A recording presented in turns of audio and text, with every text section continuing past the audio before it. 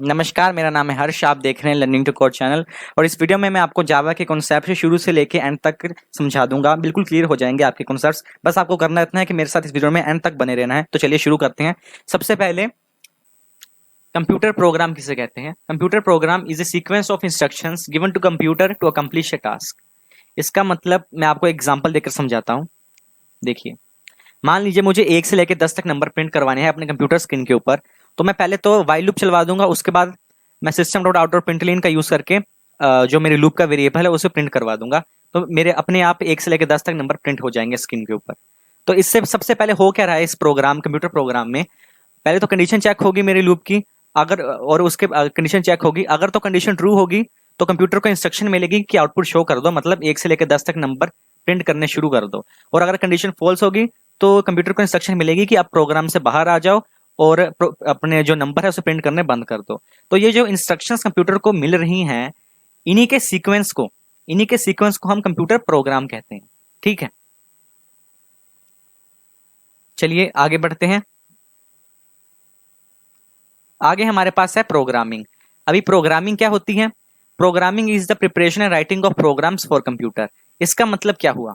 अब इसका मतलब यह है कि देखिए, मैं सबसे पहले मैंने जैसे एक लूप चलवाई थी 1 से लेकर 10 तक नंबर प्रिंट करवाने के लिए।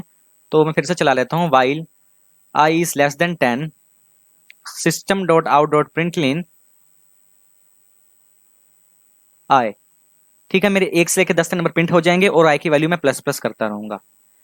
अभी ये जो कोड मैंने लिखा है, ये जो मैंने अभी कोड लिखा है, सबसे पहले कोड लिखना, उसके बाद कोड में कोई कंपाइल कराऊंगा, इसमें कोई एरर तो नहीं है। फिर अगर इसमें कोई एरर होगा तो उसे डिबग करूंगा। यही सब जो मैं प्रोसेसेस कर रहा हूँ, कोड लिखने की, कंपाइल करने की, डिबग करने की, इन सब चीजों को ही हम प्रोग्रामिंग कहते हैं। चलिए आगे बढ़ते हैं। आगे हमारे पास है प्रोग्रामिंग लैंग्वेजेस की थोड़ी एग्जांपल दे दीजिए, जैसे कि जावा, पाइथन, रूबी, ये सब programming high level programming languages ही हैं। तो आगे है हमारे पास कंप्यूटर जो है हमारा, वो इन हाई लेवल प्रोग्रामिंग लैंग्वेजेस को समझ नहीं पाता। वो सिर्फ मशीन लैंग्वेजेस को ही समझ पाता है। तो इससे हमें जितने भी हाई लेवल लैंग्वेज होंगी उसको कन्वर्ट करना पड़ेगा मशीन कोड में। इसी के लिए हमें कंपाइलर की जरूरत पड़ती है, क्योंकि कंपाइलर यही काम करता है। तो अभी आज इस चैप्टर का मेन थीम ही जावा है, तो हम जावा के बारे में ज़्यादा पढ़ेंगे।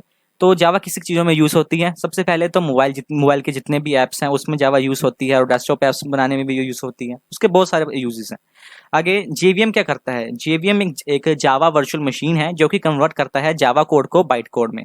अब मैंने आपको बताया था कि जो कंपाइलर का काम ये होता है कि वो कन्वर्ट करेगा हाई लेवल प्रोग्रामिंग लैंग्वेज को सीधा ही मशीन कोड में। तो ये ऐसा डायरेक्टली क्यों नहीं करता? पहले ये बाइट कोड में कन्वर्ट क्यों कर रहा है इंस्टेड ऑफ मशीन कोड? इसका पीछे का रीजन ये है कि जो बाइट कोड है वो हर एक प्लेटफॉर्म में चल जाएगा, और इससे होगा क्या कि जावा को प्लेटफॉर्म इंडिपेंडेंसी मिल जाएगी।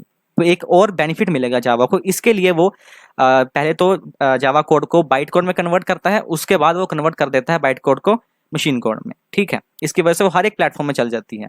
आगे आईडीई क्या होता है? आईडीई का मतलब होता है इंटीग्रेटेड डेवलपमेंट एनवायरनमेंट। आगे हम नेटबीन्स में नया प्रोजेक्ट कैसे बना सकते हैं, उसकी शॉर्टकट की है कंट्रोल शिफ्ट प्लस एन। आगे कमेंट्स क्या होते हैं? देखिए, कमेंट्स का काम सिर्फ इतना ही होता है कि वो डॉक्यूमेंटेशन पर्पसेस को सर्व कर सके। जैसे कि मान लीजिए कोई रीडर है, उसे मेरा कोड समझना होगा कि मैंने ये वेरिएबल क्यों यूज किए हैं, तो वो कमेंट्स का सहारा लेगा। हम कमेंट्स के डाल करके आराम से समझा सकते हैं यूजर को कि ये वेरिएबल मैंने क्यों लिया है और इस मेथड में हो क्या रहा है, एक्सेट्रा। अभी कमेंट्स कैसे यूज कर सकता हूँ? दो तरीके हैं। सबसे पहले तो मैं डबल ब्लैक स्लैश यूज करूंगा, उसके आगे कोई भी कमेंट लिख दूंगा। ये सिंगल लाइन के लिए यूज होता है। और अगर मैंने बहुत सारी लाइनें लिखनी है कमेंट के अंदर, जैसे मान लीजिए, तो मैं यूज करूंगा इसे स्लैश स्टार लाइन 1, लाइन 2 और यहाँ पर लाइन 3, और इसे क्लोज करने के लिए मैं ऐसे लिख दूंगा। ठीक है, तो ये मेरा मल्टीलाइन कमेंट हो गए। आगे हमारे पास है पैकेज क्या होता है? तो एक क्लासेस, जावा में आपने सुना ही होगा क्लासेस बहुत सारे में बना। सबसे पहले एक क्लास बनानी पड़ती है, तो बहुत सारी क्लासेस के इकट्ठ को हम बोलेंगे पैकेज। ठीक है, तो चलिए आगे बढ़ते हैं। आगे मेथड किसे कहते हैं? आप देखिए, अगर मेथड की पहचान आपको करनी है तो आप कैसे करेंगे?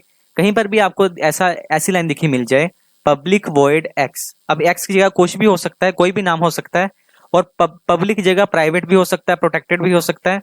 अगर आपको एक कहीं पर मॉडिफायर दिखता है, उसके बाद दिखता है कोई रिटर्न टाइप, या फिर वर्ड दिखता है कीवर्ड, उसके बाद कोई भी नाम दिखता है, फिर ये दो राउंड ब्रैकेट्स दिखते हैं, तो इसका मतलब है कि मेथड डिक्लेयर हुआ पड़ा है वहां पर। अभी मेथड होता क्या है? मेथड स्टेटमेंट्स का ग्रुप होता है जो कि एक पर्टिकुलर टास्क परफॉर्म कर रही होती हैं। अभी ये पर्टिकुलर देखिए 4 स्टेट 1 2 3 4 ये टोटल 4 स्टेटमेंट्स हैं जो कि पर्टिकुलर टास्क परफॉर्म कर रही हैं। वो टास्क है दो नंबर्स का सम प्रिंट करवाना। दो नंबर्स कौन से हैं? ए और बी। ए और बी का सम जो है वो सी वेरिएबल में स्टोर हो जाता है और उसके बाद हम system dot out dot println command use करके स्टेटमेंट यूज करके अपनी जो सी की वैल्यू है उसे मॉनिटर के ऊपर डिस्प्ले करवा देते हैं। तो ये जो मेथड है, सॉरी ये जो स्टेटमेंट्स का ग्रुप है, ये मिलकर के दो नंबर्स का सम करवाता है, उसके बाद उसे प्रिंट करवा देता है कंप्यूटर स्क्रीन के ऊपर।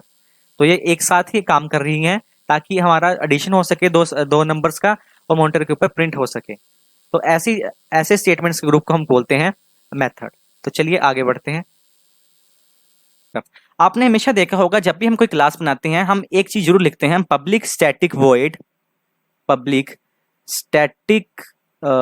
Void main string args. आप सोच रहे होंगे ये स्ट्रिंग आर्ग्स जो हम लिखते हैं ये हर बार हम क्यों रिपीट करते हैं? देखिए जावा में होता क्या है, ये मेन मेथड जो है हम सबसे पहले हमेशा यही एग्जीक्यूट होता है, उसके बाद बाकी मेथड एग्जीक्यूट होते हैं जो भी इसके अंदर होगा। समझ रहे हैं आप? अगर मैंने किसी मेथड को कॉल करवाया है मेन मेथड में तभी वो रन हो पाएगा, ऐसे वो रन नहीं हो सकता। ठीक है, आगे हमारे पास है ग्लिफ। एक ग्लिफ जो है वो एक एक्सक्लेमेशन मार्क समझ लीजिए। जब भी आपके पास कोई एरर आएगा, सिंटैक्स एरर आप करेंगे जावा नेटबीन्स के अंदर, तो ऐसे तरह एक मार्क आ जाता है, वो ये बताता है कि ये गलत है आपने यूज किया, या फिर एरर बता देगा आपको। ठीक है, चलिए आगे बढ़ते हैं। आगे हमारे पास है, अगर हमने कोई नेटबीन्स का एक मेन प्रोजेक्ट रन करवाना है तो हम F6 का यूज करेंगे। अगर हमने सिर्फ एक स्पेसिफिक फाइल ही रन करवानी है तो हम Shift+F6 यूज करेंगे। और अगर हमने इस पूरी फाइल सेव करनी है तो Shift+S कर देंगे, सभी कुछ सेव हो जाएगा। तो चलिए आगे बढ़ते हैं। आगे हमारे पास है वेरिएबल। वेरिएबल क्या होता है? देखिए कंप्यूटर की इंटरनल मेमोरी, मान लीजिए ये कंप्यूटर की मेमोरी है, ये बॉक्स, इसके अंदर बहुत सारे लॉकर्स बने हुए हैं पहले से ही, और थोड़ी सी स्पेस यहाँ पर ना लेफ्ट है। तो मैं क्या करूंगा, मैं यहाँ पर एक नया लॉकर बना लेता हूँ। ठीक है, इस लॉकर का मैंने नाम दे दिया ए। ठीक है, मान लीजिए इस लॉकर का मैंने नाम दे दिया ए। अब इसके अंदर मैं कोई ना कोई सामान रखूंगा, तो मान लीजिए मैंने इसके अंदर सामान रख दिया एक नाम, जिसका नाम रख दिया हर्ष। वो इसके अंदर मैंने सामान रख दिया, एक तरह से जो हर्ष है वो एक सामान है जो मैंने इसके अंदर रख दिया है। तो अब इसका क्या मतलब हुआ कि एक लॉकर रूम है जिसके अंदर हर्ष नाम पड़ा हुआ है, तो ए की वैल्यू है हर्ष के बराबर। यही होता है वेरिएबल। तो ये लॉकर है वो आपका वेरिएबल होता है, और जो इसके अंदर हमने सामान रखा होता है वो इसकी वैल्यू होती है। इसको हम वेरिएबल ऐसे ऐसे समझ सकते हैं आप। आइए अब आगे बढ़ते हैं डाटा टाइप्स की तरफ। अब ये डाटा टाइप्स क्या होती हैं? देखिए कंपाइलर को ये कैसे पता चलता है कि कौन सी जो लोकर के अंदर सामान रखा है वो स्ट्रिंग का है, वो किसी का नाम है, या फिर सिर्फ नंबर स्टोर करके रखे हैं, या फिर डेसिमल वैल्यू स्टोर करके रखी हैं। ये डाटा टाइप्स की वजह से होता है। जो हमारी डाटा टाइप्स होती हैं वो कंपाइलर को ये बता देती हैं कि आपको कितनी मेमोरी बचानी है और कौन सा सामान हमने इसका लॉकर के अंदर रखा हुआ है, जैसे कि स्ट्रिंग रखा हुआ है या फिर इंटीजर रखा हुआ है, ये कंपाइलर को बता देती हैं। ठीक है, अब ये आप डाटा टाइप्स का साइज देख सकते हैं। जैसे इंटीजर का होता है 32 बिट, ये आपको याद ही करना पड़ेगा एज इट इज, और फ्लोट का होता है 32 बिट, कैरेक्टर का होता है 16 बिट, बुलियन का सबसे कम होता है 1 बिट, और लॉन्ग का होता है लॉन्ग और डबल का सबसे ज्यादा होता है 64 बिट, शॉर्ट का होता है 16 बिट, और बाइट का होता है 8 बिट। ठीक है, आइए आगे बढ़ते हैं लोकल वेरिएबल्स की तरफ। अभी लोकल वेरिएबल्स क्या होते हैं? अब देखिए, अगर मैंने जो वेरिएबल्स डिक्लेयर, सपोज कीजिए मैंने वेरिएबल्स एक मेथड के अंदर डिक्लेयर किया है, ये एक मेथड बना लेता हूँ, public M method, public void method. ठीक है, अब यहां पर मैंने दो वेरिएबल ले लिए, इंट ए बी। अब ये जो ए बी हैं वो सिर्फ इस मेथड के अंदर ही एक्सेसिबल होंगे, इससे बाहर जाने पर हमारा कंपाइलर पहचान नहीं पाएगा कि ए और बी एग्जिस्ट भी करते हैं कि नहीं।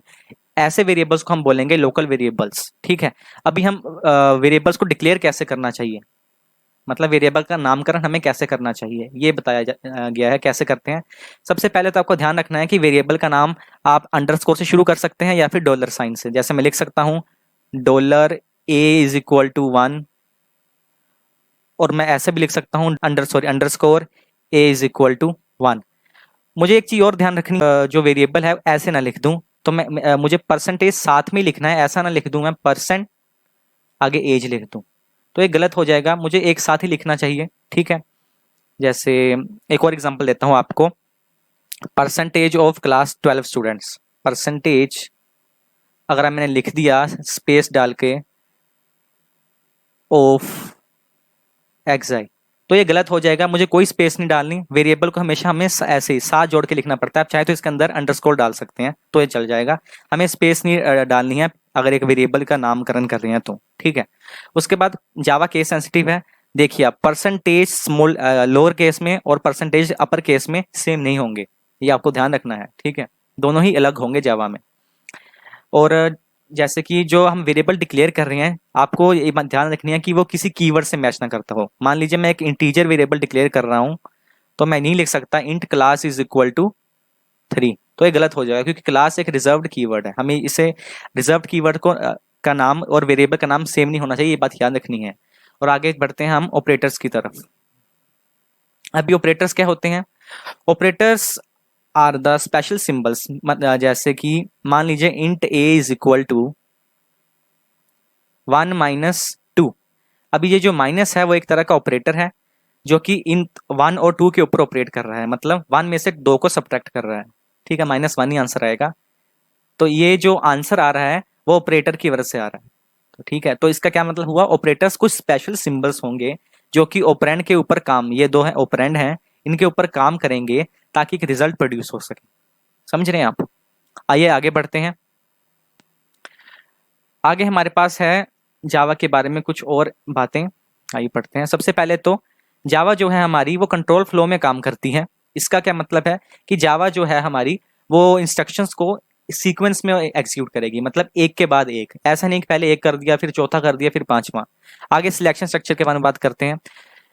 अभी सिलेक्शन स्ट्रक्चर का मतलब ये होता है कि ये, जैसे मान लीजिए मेरे पास मैंने दो हिस्से लिखे हैं कोड के। If A is equal to 1, B is equal to 2, else B is equal to 3। तो देखिए ये एक सिलेक्शन स्ट्रक्चर है, ये एग्जीक्यूट कब होगा आपको ये जान लेना चाहिए। अगर ए की वैल्यू 1 होगी तो ये बी वाला, ये वाला लाइन एग्जीक्यूट हो जाएगी। अगर ए की वैल्यू 1 नहीं होगी तो ये वाली लाइन एग्जीक्यूट हो जाएगी। इसे हम बोलेंगे सिलेक्शन स्ट्रक्चर। इस प्रकार के स्ट्रक्चर्स को हम बोलेंगे सिलेक्शन स्ट्रक्चर। और जो मैंने इसमें कंडीशन यूज की है इसे बोलते हैं इफ एल्स, या फिर स्विच केस अगर मैंने यूज किया होता तो उनको हम बोलते हैं कंडीशनल एग्जीक्यूशन स्टेटमेंट्स। आइए ब्लॉक ऑफ कोड की तरफ बढ़ते हैं। ब्लॉक ऑफ कोड क्या होता है? मान लीजिए जितने भी स्टेटमेंट्स अब मैं लिखूंगा, इस जैसे ये क्लास ए बी से मैंने डिक्लेयर की है और ये मैंने करली ब्रेसेस यहाँ से लेके यहाँ तक लिखे हैं, जितने भी जो एरिया है इस करली ब्रेसेस के अंदर वो सारा ही ब्लॉक ऑफ कोड कहलाता है। तो चलिए आगे बढ़ते हैं। आगे हमारे पास है स्विच स्टेटमेंट। और स्विच स्टेटमेंट क्या होती है ये देखिए आपकी स्क्रीन के ऊपर होगा, स्विच स्टेटमेंट मैंने बनाई हुई है। देखिए यहाँ पर एक वेरिएबल है कोड जिसके अंदर इंटीजर वैल्यू स्टोर कर रखी है हमने 1, ठीक है। और बाद में हमने स्विच यूज कर लिया है स्विच। अब देखिए आपके घरों में स्विच तो होती ही हैं, जब हम उसे स्विच ऑन करते हैं तो लाइट चल पड़ती है, स्विच ऑफ करते हैं तो लाइट ऑफ हो जाती है। ये कंडीशन है कि जैसे स्विच ऑन करेंगे तो लाइट चलेगी, ऑफ करेंगे स्विच तो लाइट बंद हो जाएगी। वैसे ही जावा में भी हम स्विच का प्रयोग इसी तरह करते हैं। अगर तो हमने स्विच के अंदर जो भी वैल्यू स्टोर की है वो केस के अंदर, केस वेरिएबल जो केस जैसे 1 2 3 लिखा है ना यहाँ पर, है ना, उसके साथ मैच कर जाती है तो कंडीशन ट्रू हो जाती है और फॉलोइंग जो केस के साथ जो वाला ब्लॉक होगा वो एग्जीक्यूट हो जाएगा।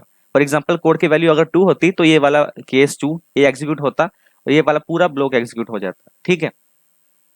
और अगर केस की वैल्यू 1 होती तो ये वाला एग्जीक्यूट होता ब्लॉक।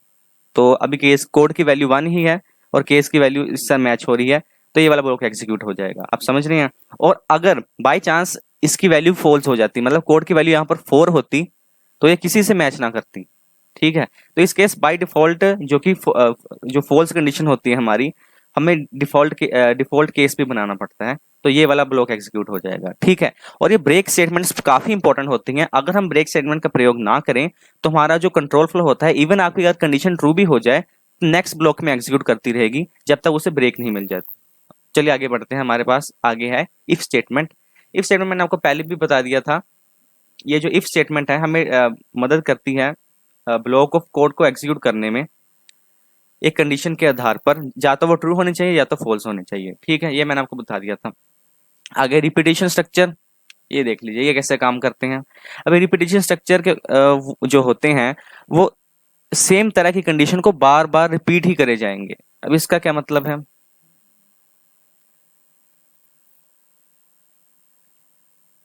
आगे है हमारे पास रिपीटिशन स्ट्रक्चर। अभी रिपीटिशन स्ट्रक्चर क्या होते हैं, वो स्ट्रक्चर जो एक तरह के इंस्ट्रक्शन को बार बार रिपीट करते रहे। मान लीजिए मैंने लिखे 1 1 1 1, मुझे ये नंबर बार बार चाहिए, तो आपको ये बार बार नंबर रिपीट करूंगा। अब चाहूं तो मैं ऐसे मैनुअली भी कर सकता हूँ, system dot out dot println लिख के 1 1 1। तो ऐसे मुझे कितने लाइन लिखूंगा, अगर मैं 50 लाइन थोड़े लिखूंगा, ऐसे ही रिपीट करनी होगी मुझे। तो मैं एक लूप चलवा दूंगा जो करेगी क्या, ये सारे नंबर्स को मतलब एक ही नंबर को 50 बार प्रिंट कर देगी, मुझे बस एक दो लाइनें लिखनी पड़ेंगी। तो इससे मेरा टाइम भी बचेगा और मुझे एफर्ट भी कम डालना पड़ेगा। इसलिए हम लूप्स का इस्तेमाल करते हैं और रिपीटेशन स्ट्रक्चर इसलिए हमारी मदद करते हैं जावा में। ठीक है, तो यही सीक्वेंस ऑफ इंस्ट्रक्शन की एक ही नंबर को बार बार प्रिंट करो, इसे हम रिपीटेशन स्ट्रक्चर बोलेंगे जावा में। आइए लूपिंग की तरफ चलते हैं। लूपिंग क्या है, ये कंप्यूटर की क्षमता होती है कि एक ही चीज को बार बार करना। समझ रहे हैं कि एक ही चीज को जैसे कर नहीं रहा, बार बार एक ही नंबर को प्रिंट कर रहा है, ये कंप्यूटर की क्षमता है, इसी क्षमता को हम लूपिंग कहते हैं। आगे बोलते हैं हम सॉरी आगे बढ़ते हैं हम बॉडी ऑफ लूप की तरफ। बॉडी ऑफ लूप क्या होती है, जैसे मैंने अभी आपको कहा था कि मैं एक दो चार लाइनें लिख दूंगा, जैसे while while I is less then 50, बस ये लूप है। यहाँ पर कोई भी स्टेटमेंट्स लिख दूंगा, और ये जो स्टेटमेंट्स है, ये करली ब्रेसेस के अंदर आप देख रहे हैं स्टेटमेंट्स है जो बार बार रिपीट होनी है, इन्हीं स्टेटमेंट्स को हम बॉडी ऑफ लूप कहते हैं। ठीक है, अभी आइट्रेशन की तरफ चलते हैं। आइट्रेशन किसे कहते हैं, a single pass through loop. ठीक है, आगे टेस्ट कंडीशंस। ये जो टेस्ट कंडीशंस होती हैं, जो मैंने लिखा है सबसे पहले ही, ये आए इस लेस देन 50, यही टेस्ट कंडीशंस होती हैं। ठीक है, आगे है हमारे पास इनफिनाइट लूप। इनफिनाइट लूप एक तरह का एरर है जिसमें लूप कभी भी एग्जिट नहीं करेगी। अब इसे कैसे करेंगे हम, मैं आपको, अगर मैं यहाँ पर i लेस देन 50 लिख दूं और यहाँ पर i प्लस प्लस लिखूं ही ना, मतलब i की वैल्यू अपडेट ही ना करूं, तो फिर ये इनफिनाइट लूप बन जाएगी। मतलब ये एक तरह का एरर सिचुएशन बन जाएगी। इसमें होगा ये कि लूप कभी भी हमारी टर्मिनेट ही नहीं होने वाली, हमेशा चलती ही रहेगी। ठीक है, हमारे पास है इंक्रीमेंटिंग लूप और डिक्रीमेंटिंग लूप। इंक्रीमेंटिंग लूप का मतलब होता है जो लूप इंडेक्स को से आगे बढ़ जाए, जो मतलब लूप इंडेक्स से आगे बढ़ती रहे, और डिक्रीमेंटिंग लूप जो लूप इंडेक्स से कम होती रहे। अब इसका मतलब क्या होता है, लूप इंडेक्स इसे कहते हैं, इस देख लीजिए आप, इसे लूप इंडेक्स कहते हैं हम। अब यहाँ पर हो क्या रहा है, देखिए i is equal to 1 i plus plus, मतलब i की वैल्यू बढ़ी जाएगी। पहले i की वैल्यू 1 है, फिर 2 होगी, फिर 3 होगी, फिर 4 होगी, फिर 5 होगी, और एक वक्त ऐसा भी आएगा कि इसकी वैल्यू 6 हो जाएगी, मतलब इससे ज्यादा हो जाएगी। तो इस तरह की लूप को हम इंक्रीमेंटिंग लूप बोलेंगे। और डिक्रीमेंटिंग लूप में आप देख सकते हैं, पहले i की वैल्यू 5 है, फिर 4 होगी, फिर 3 होगी, फिर 2 होगी, फिर 1 होगी, और एक समय ऐसा भी आएगा कि इसकी वैल्यू 0 हो जाएगी। जैसे और इसकी वैल्यू 0 हुई तो 0 हो जाएगी। तो इस केस में क्या हो रहा है, आई की वैल्यू कम होती जा रही है। तो इस तरह की लूप को हम बोलते हैं डिक्रीमेंटिंग लूप। ठीक है, अभी आगे बढ़ते हैं वाइल लूप और डू वाइल लूप की तरफ। वाइल लूप जो होती है हमारी, वो एंट्री कंट्रोल लूप कहा जाता है, और डू वाइल लूप को हम एग्जिट कंट्रोल लूप कहते हैं। क्यों, देखिए वाइल लूप को हम ऐसे लिखते हैं, while I is less then 50। यहाँ पर कंडीशन जो है ना, हमारे टेस्ट कंडीशंस वो शुरू में चेक हो जाते हैं। तो अगर कंडीशन फॉल्स हो जाए तो लूप टर्मिनेट हो जाती है। तो मतलब मिनिमम नंबर ऑफ टाइम्स जो ये वाइल लूप चलेगी, अगर कंडीशन फॉल्स हो तो वो 0 टाइम है। इसीलिए हम इसे एंट्री कंट्रोल लूप कहते हैं, कंडीशन पहले ही चेक कर लेते हैं।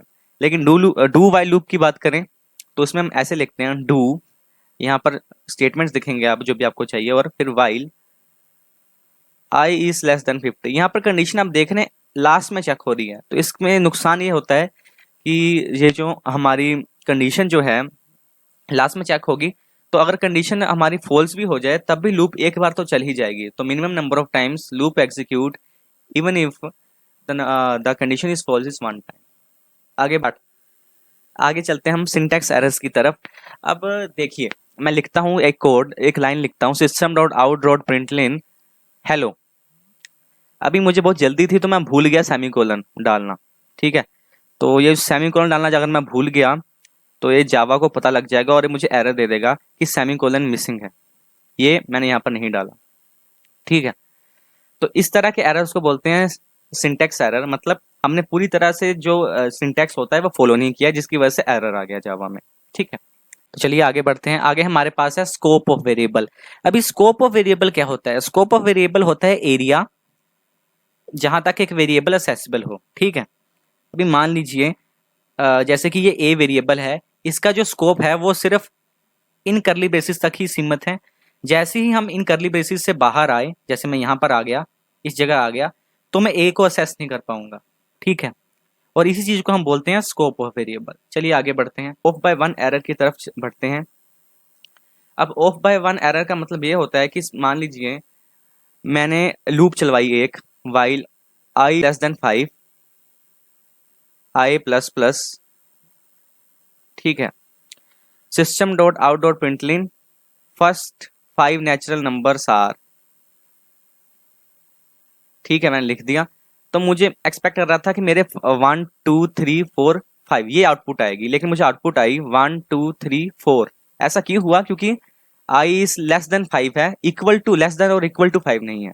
तो मतलब जैसे ही 5 से कम होगा तब वहां तक के नंबर प्रिंट हो जाएंगे। तो मतलब सिर्फ एक नंबर से मेरा जो आउटपुट था वो रह गया, नहीं तो मेरा आउटपुट पूरी तरह से सही हो जाता। तो इस तरह के एरर को हम बोलते हैं ऑफ बाय वन एरर। ठीक है, अब इस तरह के एरर को रिमूव करने के लिए हम यहाँ पर बस इक्वल टू का साइन डाल देंगे यहाँ पर, तो हमारा जो एरर था वो अच्छी तरह से ठीक हो जाएगा और हमारा आउटपुट अच्छी तरह से आ जाएगा। तो चलिए आगे बढ़ते हैं। आगे हमारे पास है एरेस। ये एरेस बहुत ही इंपॉर्टेंट कॉन्सेप्ट है। आगे बढ़ते हैं। एरेस जो होते हैं, आपने देखा होगा इंटीजर स्ट्रिंग, ये हमारे प्रिमिटिव डाटा टाइप्स थे। ये सिर्फ एक एक वैल्यू स्टोर कर सकते थे। मान लीजिए जैसे इंटीजर था या फिर स्ट्रिंग था या फिर बूलियन ही था, ये सिर्फ एक ही वैल्यू स्टोर कर सकते हैं इनके वेरिएबल, जैसे इंट ए बी सी। ये जो है बस एक ही वैल्यू स्टोर कर सकते हैं। अगर मैं यहाँ पर लिख दूं int A is equal to 1 2, तो ये गलत हो जाएगा क्योंकि सिंटैक्स नहीं मिल रहा। और int string A is B is equal to Harsh comma Julia, तो ये गलत हो जाए। आप समझ रहे हैं? लेकिन एरेस में क्या होता है, हम एक से ज्यादा एलिमेंट स्टोर कर सकते हैं। बाकी जितने भी डाटा टाइप्स उसमें से हम एक ही वेरिएबल स्टोर कर सकते हैं, सॉरी एक ही वैल्यू स्टोर कर सकते हैं। लेकिन एरेस में हम बहुत सारी वैल्यू स्टोर कर सकते हैं। अभी एरेस को डिक्लेयर करने का सिंटैक्स होता है इंट एक्स। ये एक्स एक एरे है और जो स्क्वायर ब्रैकेट है ये बताते हैं कंपाइलर को कि एरे डिक्लेयर हो गया है अब। ठीक है, इसलिए हम इसका इस्तेमाल जरूर करते हैं, न्यू इंट। ये जो मैंने दूसरी बार स्क्वायर ब्रैकेट यूज किया उसके अंदर 5 डाल दिया, इसका मतलब है कि इसकी ये लेंथ स्पेसिफाई की, एरे सिर्फ 5 एलिमेंट स्टोर कर सकता है। और ठीक है, और ये मैंने इंटीजर एरे डिक्लेयर करने का इंटीजर एरे डिक्लेयर कर दिया है। ठीक है, आप चाहे तो एरे को ऐसे भी डिक्लेयर कर सकते हैं, इंट एक्स। एक्स की जगह आप कोई भी वेरिएबल ले सकते हैं। ठीक है, इज इक्वल टू, ऐसे यूज करके जितने मर्जी आप नंबर डाल सकते हैं यहाँ पर, आपकी विश। आगे बढ़ते हैं हमारे पास क्लास की तरफ। क्लास किसे कहते हैं? क्लास एक फिजिकल लॉजिकल एंटिटी है जिसके पास कुछ एट्रीब्यूट है। इसका क्या मतलब हुआ? जैसे मान लीजिए एक बुक है, वो भी क्लास हो सकती है। एक पेन भी क्लास हो सकती है क्योंकि उसके पास कैरेक्टरिस्टिक हैं, कलर, शेप एक्सेट्रा। बुक के पास है ऑथर, टाइटल एक्सेट्रा। और एक फ्लावर भी क्लास हो सकता है। मतलब कोई भी चीज क्लास हो सकती है, वो आपके ऊपर डिपेंड करता है जैसे मैं क्लास क्रिएट कर देता हूँ, क्लास फ्लावर। अब यहाँ पर इसके पास क्या क्या हो सकता है? इसके पास हो सकता है, इसके पास हो सकता है नेम, फ्लावर का नाम क्या है, फ्लावर फ्लावर जो है उसका कलर क्या है, एक्सेट्रा। ठीक है, तो ये सब चीजें थी। चलिए आगे बढ़ते हैं। आगे हमारे पास है ग्लोबल वेरिएबल्स। ग्लोबल वेरिएबल्स वो वेरिएबल्स होते हैं जिन्हें क्लास के सभी मेथड्स असेस कर सकते हैं। जैसे, और इन वेरिएबल्स को हम क्लास के स्टार्टिंग में ही डिक्लेयर कर देते हैं। जैसे कि ये वेरिएबल ए है, इसे हमने क्लास के स्टार्टिंग में डिक्लेयर कर दिया है। अब ये जो वेरिएबल ए है इसे मेथड एक्स भी असेस कर सकता है और इसे मेन मेथड भी असेस कर सकता है। ठीक है, कुछ तो फिर इस केस में जो ए है वो एक ग्लोबल वेरिएबल है। आगे कंस्ट्रक्टर की तरफ बढ़ते हैं। अब कंस्ट्रक्टर किसे कहते हैं मैं आपको एग्जांपल के साथ समझाता हूँ। जैसे क्लास ए बी सी,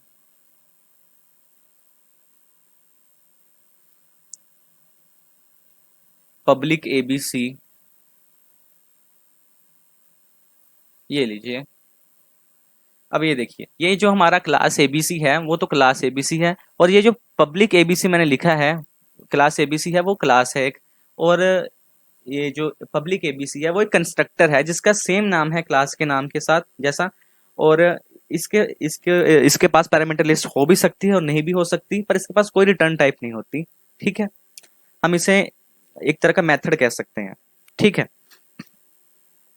आगे हम चलते हैं।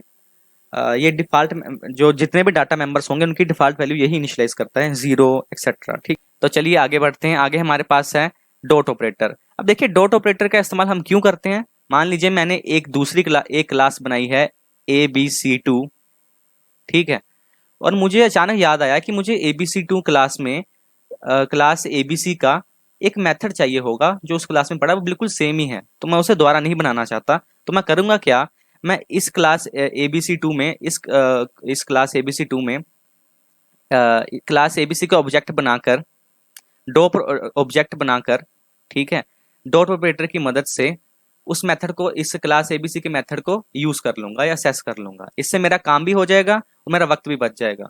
ठीक है, तो डॉट ऑपरेटर इस चीज में मदद करता है। तो आगे बढ़ते हैं। हमारे पास जितनी भी क्लासेस होती हैं जावा में वो अपनी बेस क्लास से इनहेरिट करती हैं, जो कि उनकी बेस क्लास होती है ऑब्जेक्ट। उनकी बेस क्लास ऑब्जेक्ट है जिनसे सारी क्लासेस इनहेरिट करती हैं। आगे है हमारे पास असेस मॉडिफायर्स। देखिए असेस मॉडिफायर दो तरह के होते हैं, पब्लिक और प्राइवेट। ये जो पब्लिक है ये करता क्या है, जितने भी डाटा मेंबर्स और मेथड्स होंगे क्लास के उसे विजिबल कर देगा क्लास के बाहर भी और अंदर भी। लेकिन जो प्राइवेट होगा ये सिर्फ ये छुपा देगा बाहर, जितनी भी सेस होगी डाटा मेंबर्स की और डाटा मेथड्स की और डाटा मेंबर्स की, वो सिर्फ रिस्ट्रिक्ट कर देगा क्लास के अंदर ही, बाहर कोई से सेस ही नहीं कर पाएगा डाटा मेंबर्स को। ठीक है, तो इसका, तो अगर आपको भी ऐसा करना हो, अपने डाटा को प्रोटेक्ट करना हो, तो हम इसका यूज करते हैं प्राइवेट का। आगे बढ़ते हैं हम गेटर और सेटर मेथड्स की तरफ। जो गेटर मेथड होता है वो हमें एक डाटा मेंबर की वैल्यू देता है, J text field dot get value. ठीक है, हमें वैल्यू देता है एक डाटा मेंबर की। ठीक है, गेट वैल्यू करके। गेटर सेटर मेथड इस, और जो सेटर मेथड है वो एक डाटा मेंबर की वैल्यू को अपडेट करता है या फिर सेट कर देता है, चेंज कर देता है। और अगर हमें यूजर से इनपुट लेना हो अपने जावा प्रोग्राम में तो हम स्कैनर क्लास का प्रयोग करते हैं। ये जो स्कैनर क्लास होती है हमें यूजर इनपुट लेने में मदद करती है यूजर से। इसे हम पहले ऐसे यूज करते हैं स्कैनर, उसका ऑब्जेक्ट बनाते हैं एससी के, आप कुछ भी ले सकते हैं, SC equal to new scanner. Scanner है, स्कैमर लिख दिया, new scanner system dot in. और ये जो स्कैनर सिस्टम डॉट इन है ये न्यू के साथ ही है, यहाँ स्पेस कम थी मैंने इसलिए यहाँ पर लिख दिया। ठीक है, तो और अगर हमें कोई आउट इससे यूजर इनपुट लेना हो, मान लीजिए मुझे इंटीजर लेना है कोई भी, तो मैं लिखूंगा int I is equal to SC dot next int. ठीक है, ये हो गया। और ये जो हमारी स्कैनर क्लास होती है वो जावा डॉट यूटिल पैकेज में होती है। तो चलिए आगे बढ़ते हैं। हमारे पास आगे है पार्से इंट। ये जो पार्से इंट है बहुत ही इंपॉर्टेंट मेथड है। ठीक है, ये पार्से इंट जो है वो कन्वर्ट कर देता है इंटीजर को, सॉरी ये कन्वर्ट कर देता है एक स्ट्रिंग को इंटीजर में। ठीक है, मान लीजिए एक स्ट्रिंग है 1 2 3 4, इसको ये कन्वर्ट कर देगा 1 2 3 4 में, मतलब ये दो ब्रैकेट्स ये जो है ना हमारे डबल कोट से रिमूव कर देगा, मतलब ये अब इंटीजर में बन जाएगा। आगे चलते हैं हम एरे क्लास की तरफ। एरे क्लास में भी दो इंपॉर्टेंट मेथड्स मुझे लगे। पहले तो एरेस डॉट सोर्ट। ये जो है एरेस डॉट सोर्ट ये एक एरे को ऑटोमेटिकली सोर्ट कर देती है असेंडिंग ऑर्डर में। ठीक है, आप इसे डिसेंडिंग ऑर्डर में सोर्ट कर सकते हैं, आपकी मर्जी है। और एरेस डॉट बाइनरी सर्च, ये एरे डॉट बाइनरी सर्च जो है ये एक स्पेसिफिक एलिमेंट एरे में सर्च करने में मदद करता है। ठीक है, आगे बढ़ते हैं हम एक्सेप्शन की तरफ। अब एक्सेप्शन क्या होती है, मान लीजिए एक प्रोग्राम को मैंने सारा कंपाइल कर दिया, मुझे कोई एरर नहीं मिले, अब प्रोग्राम को मैं चला रहा हूँ, जैसे ही प्रोग्राम की एग्जीक्यूशन हुई वो अपने आप ही बंद हो गया और कुछ उसने मुझे एरर्स दिखा दिए। इस तरह की कंडीशन जब सामने आती है, जबकि कंपाइलेशन के दौरान कोई एरर नहीं आता, लेकिन जैसे ही प्रोग्राम चलाते हैं तो प्रोग्राम अनएक्सपेक्टेडली टर्मिनेट हो जाता है और हमें डिजायर्ड आउटपुट नहीं मिलता। उस तरह के कंडीशन को हम बोलते हैं एक्सेप्शन। ठीक है, अभी जो एक्सेप्शन है वो उसको हम कैसे बचा सकते हैं एक्सेप्शन आने से, ट्राई कैच ब्लॉक यूज करके। ठीक है, ट्राई कैच ब्लॉक यूज करके। अभी मैं आपको एग्जांपल देके समझाता हूँ। ये देखिए मैंने लिखी हुई है पहले से ही, देखिए सबसे जैसे कि ट्राई कैच, मैंने जो क्यू की वैल्यू है जो आएगी डिवाइड करके 10 को 0 से, उसको इंक्लोज कर दिया है एक ट्राई ब्लॉक में, और अगर कोई एक्सेप्शन आएगी तो उसको मैंने कैच ब्लॉक में इंक्लोज कर दिया है। ठीक है, जैसे कोई एक्सेप्शन यहाँ पर अगर आई तो होगा क्या, जैसे कैच एक्सेप्शन ई एक्स है, system dot out print line gate message, जितना जो भी एरर होगा वो एक्सेप्शन थ्रो हो जाएगी। ई एक्स डॉट गेट मैसेज जो मेथड है, इससे हमें एरर पता लग जाएगा किसकी वजह से एक्सेप्शन आई है। ठीक है, और बस यही, इसी तरह से हम अपने एक्सेप्शन को हैंडल कर सकते हैं। तो चलिए आगे।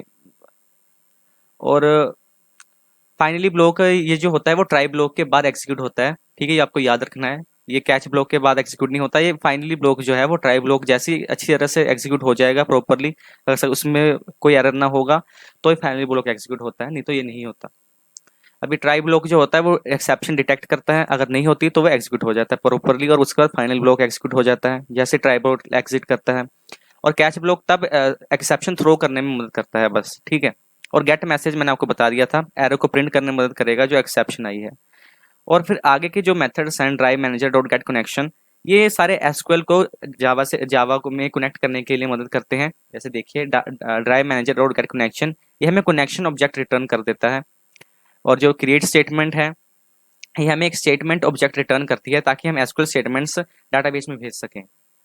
ठीक है, और एग्जीक्यूट क्वेरी, जो भी हम एसक्यूएल क्वेरी लिखते हैं जावा के अंदर और उसे एग्जीक्यूट हम करना चाहते हैं, तो वो एग्जीक्यूट क्वेरी कमांड से एग्जीक्यूट हो जाएगा। आगे हम असर्शन की तरफ बढ़ते हैं। ये असर्शन जो होती है बहुत ही पावरफुल मैकेनिज्म होती हैं, अगर हमने कोई एरर को ढूंढना है अपने प्रोग्राम में और उससे या फिर उससे करेक्ट ही क्यों ना करना हो। जैसे कि देख लीजिए, मैंने age assert age less than 18, age not valid. ठीक है, ये मैंने एक सर्ट कर दिया। ठीक है, इस ऐसे हम असर्शन यूज कर सकते हैं। और जैसे लिखा है ना असर्ट एक्सप्रेशन, यहाँ पर आप ये डाल सकते हैं कुछ भी।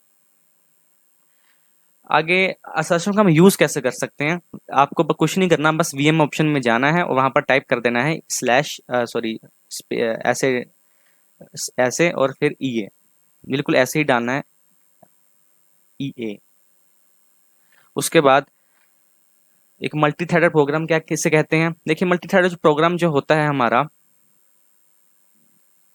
वो प्रोग्राम जो एक ही साथ बहुत सारे टास्क परफॉर्म कर ले ताकि कंप्यूटर के जितने भी रिसोर्सेज का ऑप्टिमल यूटिलाइजेशन हो सके। अब इसका क्या मतलब हुआ, जैसे कि जो एक मैंने प्रोग्राम बनाया, वो कर क्या रहा है, वो यूजर का डाटाबेस भी मैनेज कर रहा है, डाटा के सॉरी रिकॉर्ड भी चेक कर रहा है, डाटा रिकॉर्ड्स चेक कर रहा है, साथ ही साथ वो कर क्या रहा है, डाटा रिकॉर्ड भी चेक करेगा और उसको रिट्रीव करने में मदद करेगा, डाटा रिट्रीव करने में मदद करेगा, डाटा ऐड भी कर रहा है यूजर का।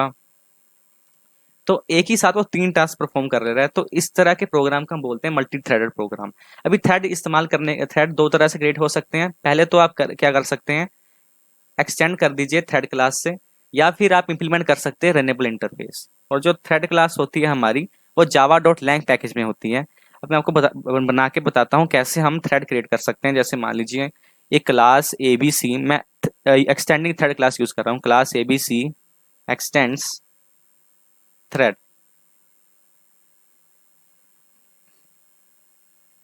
ठीक है, अब ये जो है मेरी क्लास एबीसी वो एक्सटेंड कर रही है थ्रेड को, और अब मैं फिर एक मेथड यूज करूंगा @override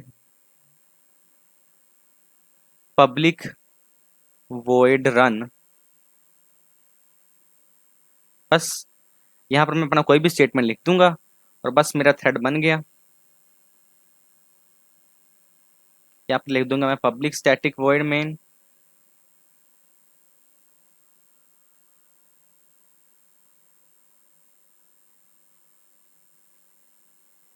स्ट्रिंग आर्ग्स। ठीक, तो फिलहाल तो ये कुछ नहीं करेंगे यहाँ पर। ठीक है, देख लीजिए ऐसे मैंने अपना एक थ्रेड बना लिया। आगे बढ़ते हैं हम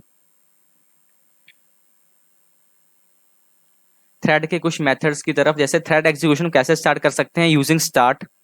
जैसे मैंने क्लास ABC बनाई थी तो मैं लिखूंगा ABC, उसका पहले एक ऑब्जेक्ट बना लेते हैं, O is equal to new ABC और O डॉट स्टार्ट कर दूंगा। ये मेरा थ्रेड इससे स्टार्ट हो जाएगा। और अगर मुझे एक थ्रेड को, जैसे मैंने दूसरी एक और थ्रेड बना कर रखा है ABC2 क्लास, वो भी एक थ्रेड ही है, O2 is equal to new ABC2, ठीक है, एक दूसरी क्लास है उसका, वो भी एक थ्रेड ही एक तरह से, ठीक है। तो मैंने लिखूंगा O2 डॉट स्टार्ट। अब मैं चाहता हूं, अब आपको कैसे पता चलेगा कि कौन सा थ्रेड हमको पहले यूज करना चाहिए या बाद में? तो इससे आप सेट प्रायोरिटी मेथड यूज कर सकते हैं, ताकि ऑर्डर डिसाइड हो जाए कि पहला कौन सा ज्यादा प्रायोरिटी हमें किससे देनी है, O2 को देनी है या फिर O को देनी है। और अगर हम थ्रेड को वेट स्टेट में एंटर कराना चाहते हैं तो हम यूज करेंगे O डॉट वेट, ये मेथड यूज करेंगे, वेट मेथड। इससे थ्रेड जो है हमारा वेट स्टेट में एंटर हो जाएगा। आगे बढ़ते हैं, आगे हमारे पास है स्लीप मेथड। अभी जो हमारा स्लीप मेथड होता है वो थ्रेड को सस्पेंड कर देता है, उसका एक्शन कुछ मिली सेकेंड्स के लिए। जैसे मैं अभी लिखता हूं O डॉट स्लीप, यहां पर मैं मिली सेकेंड्स लिख दूंगा, जैसे 10 second equal to 10,000 millisecond, तो 10,000 लिख दूंगा, तो 10 सेकेंड के लिए मेरा थ्रेड सो जाएगा, ठीक है, अपना एक्शन सस्पेंड कर देगा। और आगे हमारे पास है रैपर क्लासेस। अभी रैपर क्लासेस इंपॉर्टेंट है, देखिए। अभी रैपर क्लासेस का प्रयोग हम तब करते हैं जब हमें प्रिमिटिव डाटा टाइप्स को रेफरेंस से पास करवाना होता है। ये जो हमारी रैपर क्लासेस हैं, ये हमारे प्रिमिटिव डाटा टाइप्स को रैप कर देती हैं, मतलब एक तरह से ऐसे छुपा देती हैं ऑब्जेक्ट्स में, ठीक है। और ये ऑब्जेक्ट्स हमें क्यों जरूरी होते हैं? ये जो ऑब्जेक्ट्स इसलिए जरूरी होते हैं अगर हमने मॉडिफाई करने होते हैं आर्गुमेंट्स जो हम मेथड के साथ पास कर रहे हैं, ठीक है। आगे, अब आगे बढ़ते हैं, पास बाय रेफरेंस। क्या अंतर है पास बाय रेफरेंस में और प्रिमिटिव डाटा टाइप के यूसेज में, ये आप जान लीजिए।